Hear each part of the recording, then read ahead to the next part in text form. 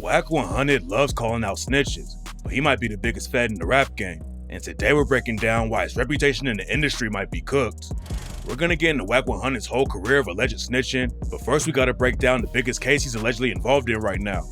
In March 2025, Big U and 18 other alleged Rolling 60s Crips got booked on a huge RICO indictment, and Wack 100's name is all over the paperwork. According to the cops, Big U and his homie Faye threatened someone and said they had to stop working with Wack because Big U thought Wack 100 was working with the cops as an informant. Big U also talked about how he caught Wack 100 lacking and made him beg for his life. According to the paperwork, Big U had like 20 dudes with him when they caught Wack 100 out with his wife and daughter.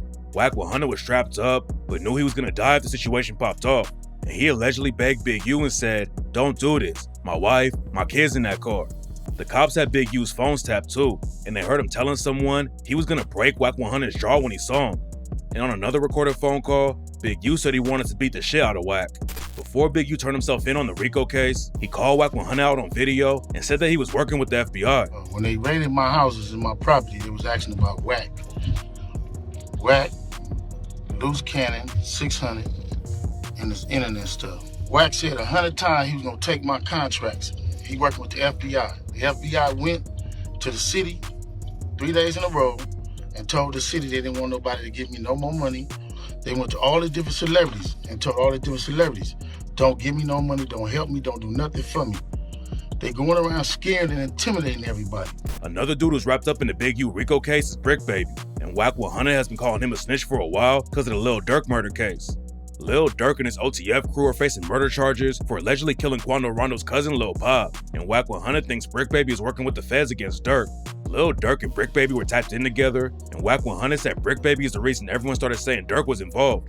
According to Wack, the world thought that shooting was a bad weed deal between some Armenians or Persians.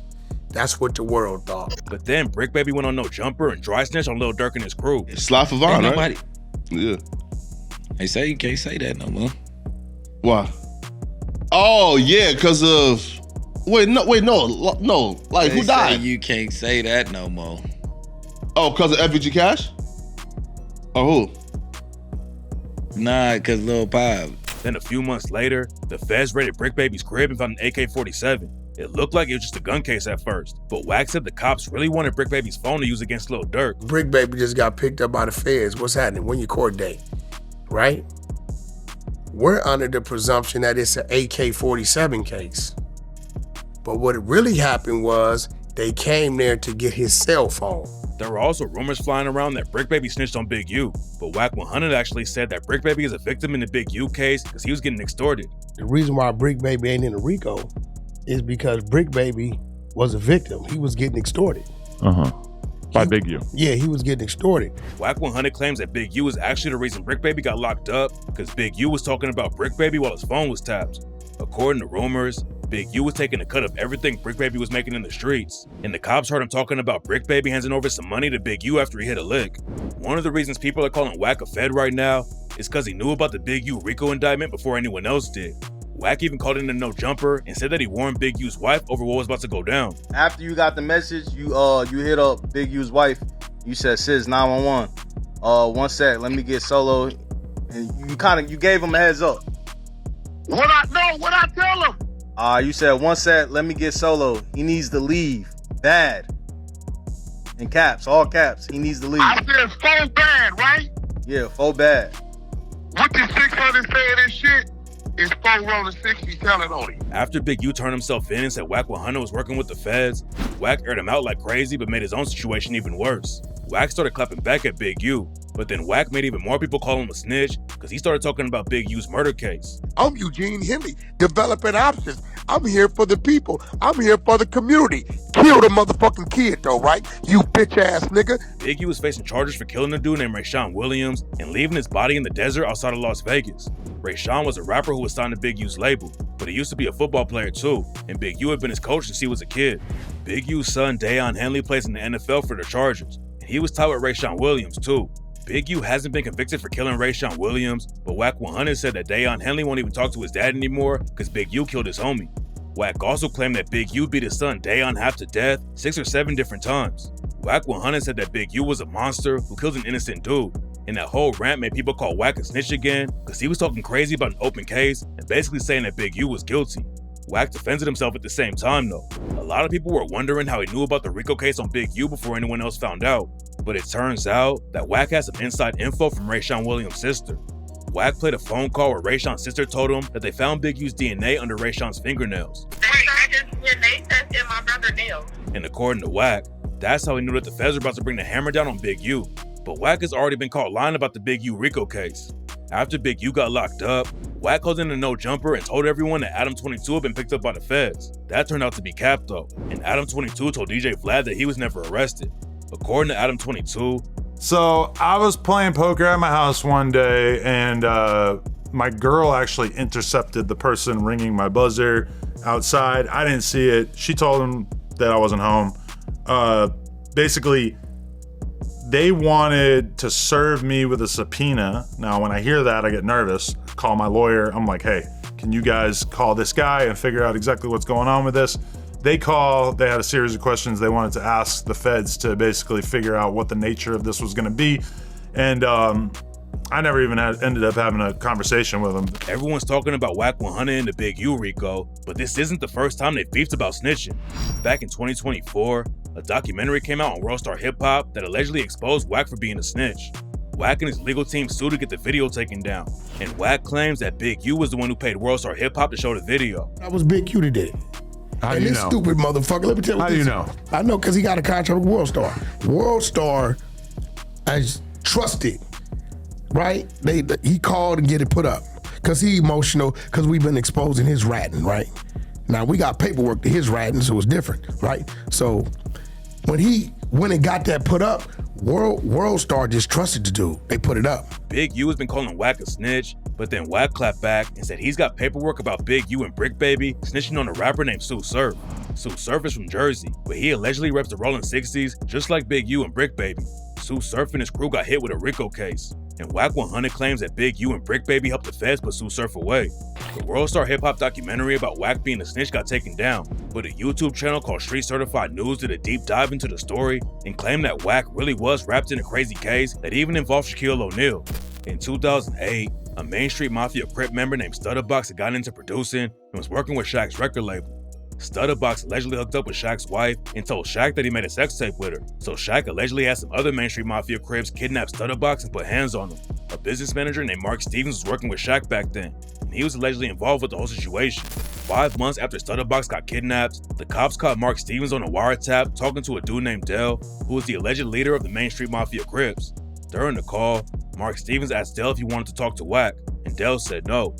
Wack 100 and Stutterbox were cool with each other back then because they were neighbors and used to party together, and rumors are saying that Wack was giving the cops info about the Main Street Mafia Crips. During the wiretap call with Mark Stevens and Dell, Mark Stevens said that Wack called him out of nowhere to ask for help. This is where the situation gets a little complicated. According to police documents, there was a confidential informant called Back, and in the documents, the cops said that Back was trying to get in touch with Dell and left 2 messages on Mark Stevens' phone. Back, who was allegedly Wack 100, was actually calling Mark Stevens and Dell to warn them that Stutterbox was a rat. Dell and some other Main Street Mafia Crips ended up getting booked for kidnapping Stutterbox, but the cops didn't have a good case and the whole thing got dropped. Wack claimed that he helped save the Main Street Mafia Crips, but his name allegedly being in paperwork like that definitely didn't help the rumors about him being an informant. But this next paperwork on Wack 100 is way crazier and allegedly proves that Wack has been an informant for almost 2 decades. In 2005, Wack 100 and his brother were pulled over for speeding in Texas. Wack was driving the whip and told the cop that they were headed to a funeral in Oklahoma, and then the cops asked Wack if they could search the vehicle. Wack said no, so a K9 unit was brought to the scene, and the cops found a shotgun, a rifle, and a pistol inside Wack's whip. Wack and his brother were both already convicted felons, so the cops booked him on gun charges. Wack posted bail and went back to LA, and back then he was working with Suge Knight at Death Row Records. But 2 years after Wack got picked up in Texas, Suge Knight got taken down by the cops. The cops were trying to take down Suge Knight's whole crew, but what's weird about the case is that Wack wasn't named in the investigation at all. Then the cops indicted the Main Street Mafia Crips for kidnapping Stutterbox, and Wack was in the paperwork. And right after the Crips got indicted, Wack's gun case in Texas was dropped. Wack had said it got thrown out because the cops didn't have enough evidence, but that's not what the paperwork says. According to court documents, Wack's case was dismissed in the interest of justice. Wack also claimed that the case got thrown out because the cops searched the whip illegally, but the paperwork proves he was capping about that. None of this has been confirmed, but rumors say that Wack started working with the feds right after he got arrested in Texas and had been giving them info for years. What makes Wack's situation even crazier is that he's always calling other people snitches without backing it up with real paperwork. Gunna got a lot of heat during the YSL RICO trial when he took an Alford plea and admitted that YSL was a gang. But then Wack 100 came out and claimed that he had a 2-hour interrogation video where Gunna told way more. Wack said he was giving Gunna a chance to confess to snitching, but if he didn't, then Wack threatened to release the whole video. Hey, Gunna, listen. I'm putting it together.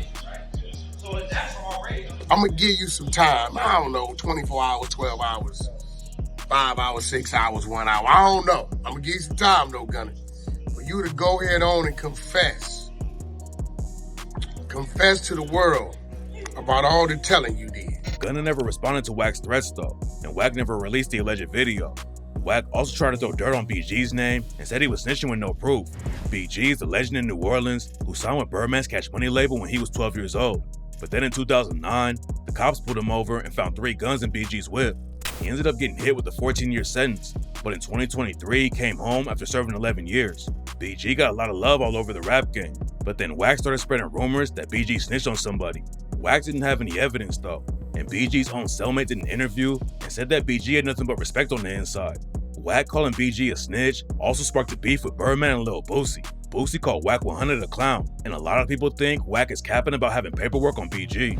Wack is also known for recording phone calls and playing them for people on Clubhouse. Wack is always on Clubhouse trying to air other people out, but the fact that he's always recording phone calls makes him look like even more of an informant. Making up claims about paperwork and recording phone calls is weird, but Wack has also straight up accused people of murder too. Jay Diggs is a West Coast rapper who was tied with Mac Dre before Mac Dre got killed in 2004. Mac Dre's murder was never solved, but Wack 100 went on No Jumper and claimed that Jay Diggs got him killed. That wasn't even the craziest part of the interview though, because Wack also said that Jay Diggs lined his own son up to get murdered. Unless he want to talk about how he lined his son up to get killed for the insurance money. See, what is we that? ain't talking. We can talk about it. We ain't talking about it. It's not clear where the beef really started, but Jay Diggs also dropped a diss track called 3 Finger Wack and rapped, "You a hoe ass kid, you don't want this beef, plus you talk too much, like you don't want your teeth. Yeah, I heard all the gossip, I got you niggas. About to run up in the clubhouse and drop some niggas." Then Wack even got clowned by Adam22 because he was talking crazy about Jay Diggs and still ducked the fade when Jay Diggs tried to link up with him. You bring up Jason Love, I'm gonna bring up Jay Diggs. So When are we what? squabbling? Yeah, so what? Jay Diggs don't want to come playing with me, bro. Yeah, he was here trying to line up the fade. He don't see. That's the problem. Here goes the problem. No, the problem is, I just want to clarify, I'm only bringing up the thing that you don't want to talk about because you are bringing up a fake story You about met a me. man that your You wife. ducking Jay Diggs is real spill. Where I ducky mad. Jay Diggs isn't the only rapper who dissed Wack for talking on the internet though. Gucci Mane also aired out Wack on the track Bluffin' and rapped, "I don't make threats, no I promise. I just drop bands like commas. Don't even ask me about dead folks, cause I ain't got no comment. I want my M's up to 1, 2, 3, 4, 5, 100. I ain't arguing on no internet. I'm not Wack 100. Nobody can say for sure that Wack isn't informing yet, but there's definitely enough rumors going around to make it look suspicious. Plus, a lot of people always thought it was weird that Wack 100 talks about snitches so much and still decided to become 6ix9ine's manager. 6ix9ine is the most infamous snitch in the rap game, but Wack didn't have any problems working with him after 6ix9ine flipped on his own crew and got out of prison. Some people even think No Jumper is part of the Fed's plan too. Adam22 and Wack 100 have aired out all kinds of street business on the podcast, and some people think Wack got dudes like Loose Cannon to self-snitch on purpose so the cops can get involved. There's no real evidence to back the rumors up though, and just because someone decides to self-snitch on a podcast doesn't mean that the podcast is working with the cops. A lot of people think Wack 100 might be an informant, but others are saying that he's terrified that the cops are gonna come for him like they did for Big U. Rumors say that Wack has been extorting people just like Big U allegedly did, and now Wack is getting nervous that he might be the next dude they hit with an indictment. At the end of the day, there's a lot of accusations going around without any evidence to back them up, and nobody really knows what's going on behind the scenes. We don't know if Wack is a Fed or not right now, but there's a good chance he's cooked either way, because there's a ton of people who believe that he is. And sometimes, a rumor is all it takes to kill your career.